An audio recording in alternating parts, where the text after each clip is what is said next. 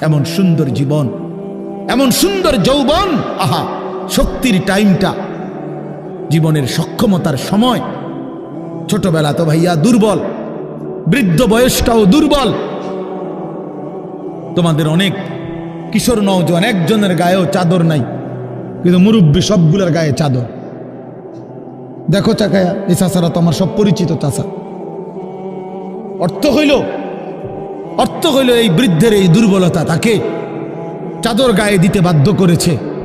তার শরীরে শীতের অনুভূতিটা বেশি, ঠিক কিনা বলেন না কেন? কিন্তু তোমরা নওজোয়ান, তোমাদের অধিকাংশ কারো গায়ে চাদর নাই।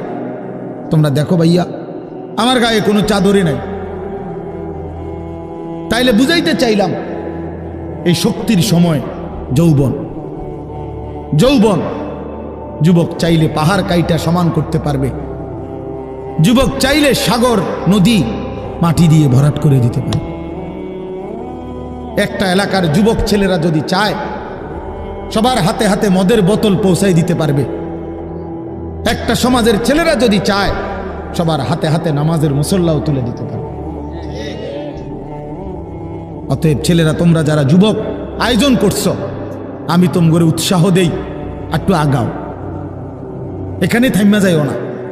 একটা মাহফিল করছি, এক ফোটলা বিরিয়ানি খাওয়াই দিছি, খালাস না বন্ধু, একটু আগাও। তোমরা আবার বসো, যে কয়জনে মাহফিলের আয়োজন করছো তোমরা আবার বসো, যে আমরা কেমনে একটু ভালো হইতে পারি, একটু চরিত্রবান হইতে পারি, আমরা কেমনে নিজেরা নামাজ ধরতে পারি। একটু যদি হিম্মত করো যুবক, ইনশাআল্লাহ ভালো হবে। শনিবার দিন আমি আমার মাদ্রাসায়, এই শনিবারে সকাল 10টা থেকে বিকাল 4:30 পর্যন্ত, এইবারই প্রথমবার আমি আলাদা 16 বছর থেকে 30 বছরের নিচে যাদের বয়স, এই কিশোর যুবকদের জন্য আলাদা ইসলাহি মজলিসের আয়োজন করছিলাম।